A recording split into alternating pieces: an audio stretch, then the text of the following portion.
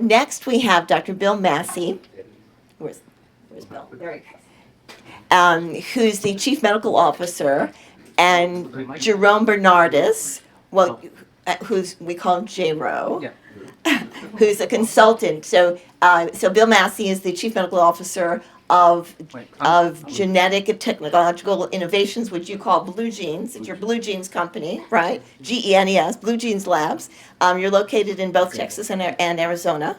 And so Bill and J-Ro will give us a tutorial on how genetics testing, specifically obtaining an individual's DNA, can help us deliver personalized psychotropic medications to our patients. So what we know what that does in physical medicine, and so you're suggesting that you can help us do the same things with our patients with psychotropics. The Blue Gene software could complement all of our whatever we do, our prescribers' work. So Kyle Bonesteel, who you just saw, who became a Blue Genes client, has said, I don't know if you want to say it, Kyle, but I'll say what you had told us, that patients are now expecting increased precision, and Blue Genes could help us become more precise clinicians. It's a good tool, you went on to say, for engendering trust with patients and enhancing efficacy. We're going to start with J-Ro. It's fantastic to have you with us. Thanks for having me. And I know we have a PowerPoint. All right. Oh, sorry. I'm sorry. Nice to meet you. Thank you. Nervous. Wow. Be around you. This is amazing. All right. Okay. Good evening. Good evening. My name is Jerome Bernardis. I am with MedDNA Consulting. My company motto is, what matters most is me, myself, and I. That's all that matters. All right? That's the foundation of my company. And Dr. Roundmeyer told me that we had guests from all over the world, so we'd like to say hi to our friends in Canada, Brazil, South America, and India. And I think there's more out there. But just a little bit about me. Whoops, wrong one. How I got involved in this. My background is medical devices and pharmaceuticals. And I remember getting out of a case and the doctor said, "Jerome, get over here, I gotta talk to you." So, you know anything about genetic farming? I'm like, what? No. And it's kind of a joke because I'm Filipino and I come from a small town. And so they give me a hard time about it. I'm like thinking cows, corn. No, I'm not sure what he's like. Well, here's the deal. I need you. A friend of mine is the president of this company, and he wants to talk to you about genetic farming. It sounds really good. It could probably help my practice. Like, all right. So I get on the phone. He calls me the next day, and he says, "So what did the doctor tell you about what we're talking about?" I'm like, "Oh, he said something about genetic farming." And I've never heard a guy laugh so hard in his life. He's like, "You mean pharmacogenetics?" I'm like, "No, but yeah, I guess." So that's what we ended up talking about, was pharmacogenetics. So when you break it down and oops, can I go backwards on here? I don't know how to. Pharmacogenetics, medicine and DNA, right? So when we look at this, and of course our board, I got to meet them. So the doctor, after he told me about what pharmacogenetics is, I'm like, wow, this is amazing. So I got on my computer and I did research for the whole day and night. And then the next day, I created flyers, gave it to my wife because she had a colored printer, and then I signed up every psychiatrist in Springfield, Illinois. Their reaction to this test, they were like, wow, I need something like this. This is amazing. And the only psychiatrist I didn't sign up, she's on vacation, but I signed her up on Monday. All right? Because, as we were talking about, the drug regimen they're on, so many medications that they're dealing with. So we're looking at medication, your DNA, right? But then there's that organ we have, the liver, that has enzymes in it, the drug metabolizing enzymes, which Dr. Massey will get into later. So you go to the doctor, right? Because we self-medicate as much as we can. Like, I'm not going to the hospital because I've been taking my bone steel soup that we've had in our family for hundreds of years. Well, it didn't work. So we end up seeing a doctor. And you talk to the doctor, and how do they prescribe on how you present, right? Yes, I've dealt with a person that had anxiety, this pain, that pain, and I'm going to give you this. And we do. We end up going to the pharmacy and getting that medication. But what's crazy that I come to realize, we worry about things that are going in our body more than medication. Someone says, being Filipino, hey, try this. What is it? What's it smell like? What's in it, right? I'm not putting that in my body. People that like to drink, you want to do a shot? I'm not doing tequila. I hate tequila. Smell it. You put Zambuca underneath my nose, I'm not taking it. But we do that more than we care about what's going in our body as medication. Something synthetic that we're putting in our body and a body's health that's already compromised. We take care of our personal effects better than we do ourselves. We can't get into our car without getting a warning. Start it, everything's firing, it's good, but wait. You've got low tire pressure, this. So what do? You take your car to the mechanic, right? So how many here are going to go to a mechanic and say, it's okay, Dr. Bone Steel, I've worked on 79 Pacers, not yellow ones, but your particular Pacer I've worked on. I've heard that noise, I've heard that sound, leave it here, I'll fix it. Mechanics don't even do that. What do? They put a diagnostic tool underneath their steering wheel to get a precise, close diagnostic. But we don't even do that with medication. But we can, because we have the liver, and which Dr. Steele will get into, we have a PCR machine that will tell you how well your liver works. Think of this. If you were to take 10 different paint colors and pour it in a bucket, what color y'all going to get? I don't know. Probably not going to be a Pantone color on your Sherman-Williams selection, right? So you're taking 10 different paint colors and you're putting in. Now we're taking 10 different medications and putting it in our body. When a medication is made, when it's get done with the science, they know you need a normal functioning enzyme to metabolize that drug. Guess what? When we were created by mom and dad, we didn't possibly get that normal functioning gene, okay? And then when they make the drug, they care about that drug only. They're not worried about the other things that you're taking, right? Like we said, oh, I can't drink milk, I can't eat this with that because I get sick. Now we're taking all this medication, and this is what we're getting. Look familiar? That's basically what your test looks like. You have your CYP family, your genotype, then the poor metabolizer, your phenotype, and then the drugs that it takes, right? The red, yellow, green, stop, go, caution, go. You can take it. What do these boxes look like? They look like rows, right? So keep that in mind. Look at this substrate list. CYP 1A2, 2B6, 2CB. What does it look like? Rows, right? Stay in your lane, stay in your lane. And that's exactly what we're doing with pharmacogenetics. So this is my metaphor, that your liver has lanes that those medications need in order to metabolize it, all right? So your mark, get set, metabolize. You've seen this on there, poor metabolizer, intermediate, extensive, wild type, ultra metabolizer. This is how you're going to metabolize a drug when you take it. Okay, but keep this in mind when you get that long Stephen King IT report of 500 pages, and this is the only one you look at, it's only good for one drug. Not every other drug, okay? Because you're getting a static report, and this is why I love being with Blue Jeans, okay? So let me break this down for you a little bit. It's not that you can't take a medication when you're a poor metabolizer, but let's think of that lane as being sandy and muddy, right? I can get to the Navy Pier, but it's going to take me a little bit longer because I'm walking through sand and mud. When I take the medication at 9 and my next medication is at 12, it's not that I can't take it, it's that I'm not going to metabolize it all. All right, and then at 12 o'clock, when I should have metabolized 10 milligrams, I still have a few milligrams left. Then I got 10 plus this 3 that's left behind. And that's what adds up. So there's your poor metabolizer. Okay? Jumpman, intermediate metabolizer, track. Same thing. It's not that you can't run on the track. It's not that you can't take the medication. It's that you're going to have problems getting through there. It's going to take you longer. It's going to take you longer to metabolize the drug because of that polymorphism that you have in your gene. So it's not that you can't get there, but it's going to take longer. Okay? And then, holy cow, This is how a drug is made because you have a normal functioning gene. And you can metabolize it so it's a clear lane.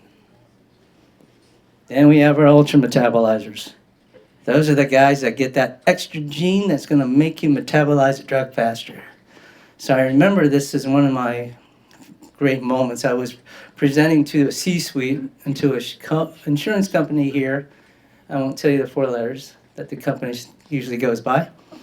But they said, you know what, Jero, we love it, but we do toxicology tests. Why would we need this? Right. So what do you do with people that are ultra metabolizers? What do you do with people that are poor metabolizers? Because that toxicology test is only showing you so much. Because what about that ultra metabolizer, that guy who's on oxycodone, and he takes it at 9 o'clock, but he's in excruciating pain at 10:30, so what's he do again? He takes the medication. Then he takes it again, then he takes it again, and then he goes and says, hey, good doctor, I need more medication. This guy's selling this stuff. Go make him take a toxicology test. Where's the metabolites? Gone. He's selling it. What about the poor metabolizer who loses their job because it does show in their system, because they cannot metabolize it? And then when they take the toxicology test, it's still in there. Guess who got their first molecular pathology contract? Me, myself, and I. Who wants to take a real quick question or quiz? Okay, anybody? Kyle. Kyle. Go ahead. All right. So, Dr. Bone still got. Let's make it true or false. True or false? Patient comes in, they take a medication, you give them aspirin. 2 weeks later, they say, you know, good doctor, I need another drug. Off of this list, what would you give them? What would be your next choice? I only get 10 minutes. Go on. My next choice would be to run a blue jeans test. He's smart. Perfect. Okay. Wasn't that how I was supposed to answer? Yes, sir. Yes, Just sir. like we rehearsed? Yes. Exactly. You? Yes. Naproxen. Love it. 2 weeks later, they come back and they say, good doctor, you have anything else that's not working? Sure. Why don't you take your choice? No bad answer. Ibuprofen. Sure. Great answers, right? But here's the issue. Remember when you get your phenotype back? Remember your lanes? What if they're a poor metabolizer? They will metabolize each drug the same way. We've done nothing.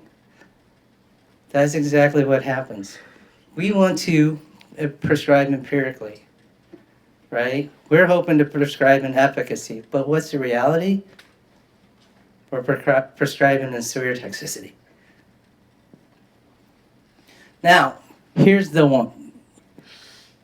I went to a doctor's office, and I'm like, I'm going to start down at the bottom and work my way up and tell everybody about PGX. And the first one I run into is a rheumatologist. And he's like, you know what? I love this test. It makes sense. But here's the thing. I really don't prescribe that much. So I don't think I can help you. But if you can think of why I should do this test, I'm in. I love it. It makes so much sense. So I leave, and I'm walking back, and I'm like, I know exactly why he should use it. So I get back, I'm like, I think I know why you should take it. He's like, oh, you know. And I'm like, yeah. So it's not so much what you're prescribing. What are you prescribing with? What are you prescribing against? Because there's an action on that pathway that changes. It'll induce and inhibit that pathway.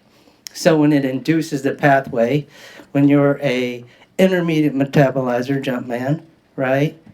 Or this is inhibiting. Now you go down. Now you're walking in the sand and mud, poor metabolizer, okay? So same thing with induction. It actually increases or changes your phenotype from a poor to intermediate to normal to ultra metabolizer. So, Jerome, I'm sorry to interrupt, but we have to move Okay. a little bit. Okay, fast. I got one more story and then I'm Very done. fast, okay. Yep. Okay, so here's my last story and why I love this. test. And I feel that it should be in every baby's, when they're born, this test should be done. Fecal swab, hey, you're set. You've got a solid baseline test. I walked into, a psychiatrist called me, and she said, I want you to come and talk to this patient and help me stumble through this genetic test. I'm like, love to. I walk in, and I remember it. It made me think of the Born on 4th of July. Remember that show with Tom Cruise? Damn, two below the knee. And he just looked at me through his long hair, and I see his eye. I look at his drug regimen, 20 medications. Okay? So, come back 6 weeks later. I walk in, like I told you, I used to do pharmaceutical a long time ago. And there's a good-looking guy sitting there, salt and pepper hair. He looks at me, he smiles. I'm like, dang it. Memory Rolodex. Who is this guy? Who is this guy? And I see it, I'm like trying to figure it out. I'm like, where is Mrs. Cool Guy? Where is my wife so I can introduce her so she can figure out his name for me? And he's like, thank you. Can I approach you? I'm like, whoa, weird. He's like, thank you. Thank you. Thank you. I smell things. I hear things. I'm not numb anymore. I took that genetic test. That's how great it is. So that's why my saying to my company, me, myself, and I, is what only matters. Thank you. Thank you so much. Dr. Bill Massey, who's the CMO, the Chief Medical Officer of Blue Jeans.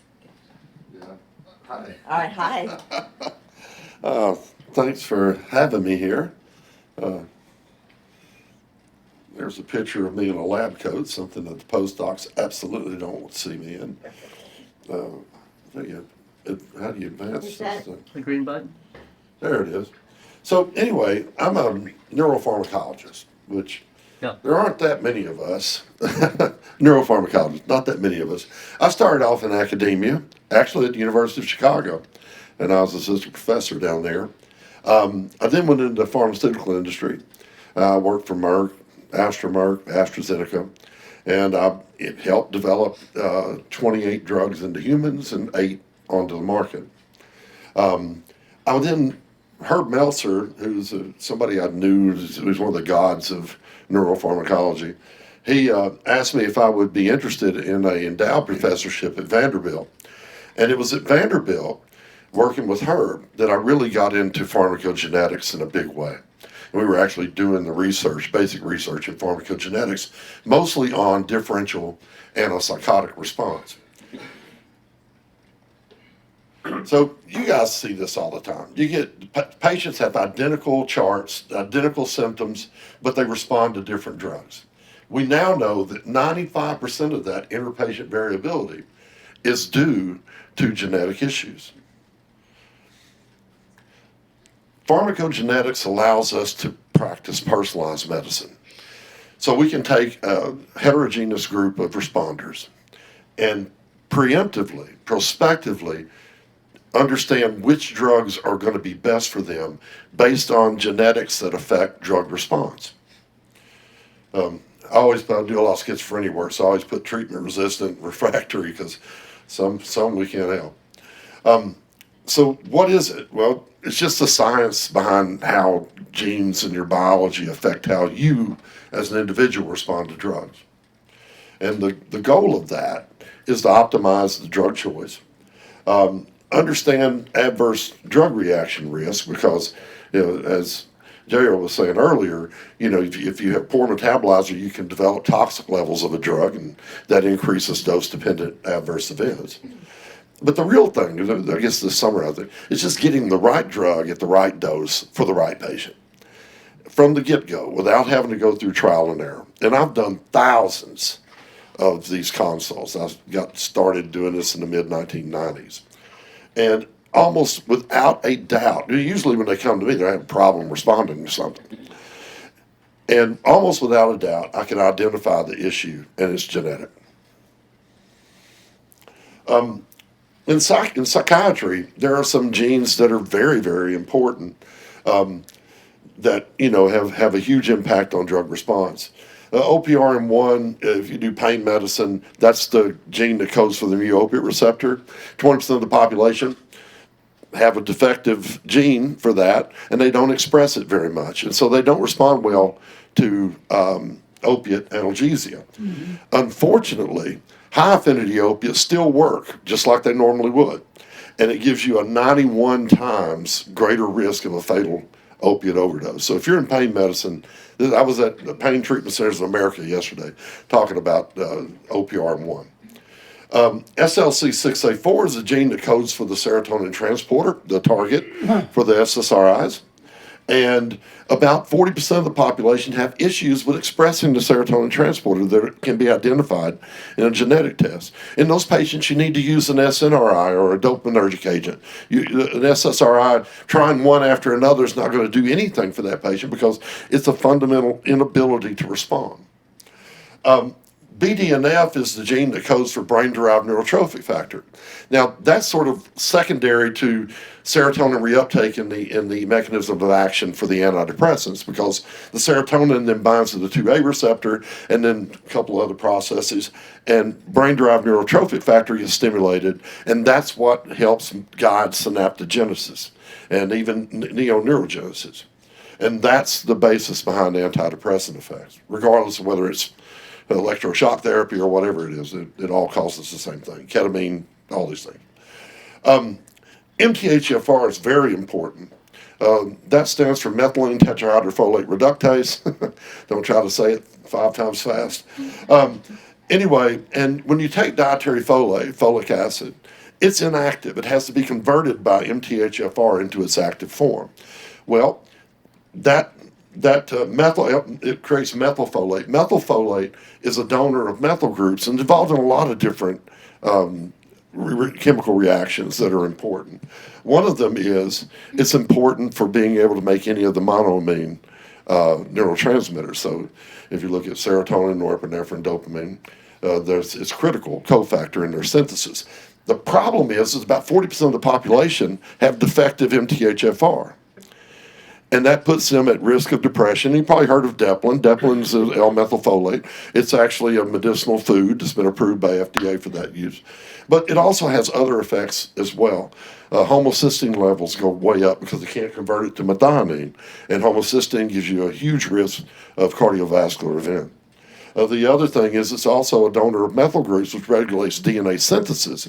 And that is a huge cancer risk. And you go to the National Cancer Institute and they'll tell you all about methylfolate. The beautiful part of it is that you can rectify this by giving a replacement dose of 15 milligrams daily of methylfolate.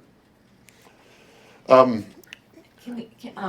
know there's a lot of information. I'm going to go ahead. And it's fascinating. But I'm wondering if you could let people know. I know people have lots of questions. We don't have enough time, unfortunately, tonight to Okay. take all the questions. Can you tell people how to get in touch with you? Absolutely. How to get literature from you? Yeah. It's easy. I'm bill@bluejeanslab.com. And I have business cards. I'll be glad to give them to you. It has my cell number on it. And I'll be more than happy to answer these questions. Just one real quick, one minute. Blue Jeans is kind of different because usually you think of psychiatrists or, in your case, psychologists prescribing drugs. With Blue Jeans, and they order a test and you order it like a normal diagnostic. With Blue Jeans, we actually integrate with the PBM and we integrate with their adjudication process. And so if a genetically incompatible drug is sent through to the PBM, it'll check it as a Blue Jeans patient, check it against their PGS profile, and if everything's okay, nothing happens. But if there is an issue, it'll issue a claim denial based on genetic incompatibility. And what that does is it allows all the doctors that touch that patient to get the benefit of pharmacogenetic protection for the patient. So anyway, I'm sorry. No, it's all. Yeah, It's usually all this is about a 3-hour lecture. Right, So right. No. I mean, we could listen all night too. But thank you so much for giving us a taste of what you do, and certainly intriguing. And I'm sure all of us will follow up with you. I know that those of us who are here, we have time later over dinner to talk Sure, with you. absolutely. But those who are online don't have that kind of time. Okay. So that's why I'm glad that they're going to get in touch with you. I think Dr. Lee. Local area rep for Blue Jeans? I don't even know. I'm on so Yeah. far on the other side of Okay. the business. I don't know. Okay. But we you know, I'll give you my card and you can have that and I can get you in touch with somebody. Or you can just call me, which a lot of people do anyway. That'd be great. And I know there's one person, Susan Gale, if she's online, I know that, Susanna Gale, I know that she wanted to ask you a specific question. Yes, and the question goes to the comment. One of my major areas of interest as a clinician is the influence of the gut-brain axis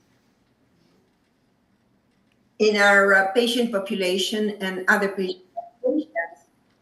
And what I shared with Beth is that this work of Blue Gene Labs, which is genetics, can be combined with some epigenetic interventions that are based on some of the same analytes. For example, this will go to Dr. Massey, which is, you talked about BDNF and 5-MTHFR, and those are analyzed, one protein, the other is a particular enzyme that facilitates the conversion to neurotransmitters. The immune system of the gut, that is the bacteria in the gut, very much influence the kind of enzymes that we're able to produce and the proteins that we produce. So this would be an opportunity to integrate the results that we get from the genetics assessment and whatever we can do to modify the expression of those genetic predispositions. So my question to Dr. Massey is, have you looked at the interaction of your work with studies of the gut microflora? Actually, I'm not much of an expert on the gut microflora. Okay. But I can tell you that one of the things that's very important in pharmacogenetics is to look at all of the genes that affect a particular drug. It's been one of the issues in research in pharmacogenetics because if BDNF is messed up, you still can't respond to an SSRI. If you don't measure it and you're just measuring SLC6A4, you may think the treatment failure doesn't correlate with the genetics. So it's a confounding variable. So you have to practice what's called combinatorial pharmacogenetics. It's a very drug-centric way to look at it. And in that way, you look at all the genes that can affect the response for that particular drug. So Okay, thank you. And Susanna, let's be in touch and you can contact Dr. Massey after this program, but we have to move on, I'm sorry. Yes, one question, one announcement for the whole group is, Yes, I'm one prescribing psychologist licensed in New Mexico and Idaho. I will be presenting on the gut as a new bench for medical prescribing psychologists.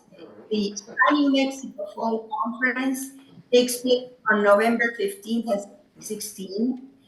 And I would invite you all to participate. It would be a great pleasure to see members of this group there. thank you. So that's the New Mexico Psychological, the SBA, the State Psychological Association of New Mexico, is having their conference in November and you're presenting.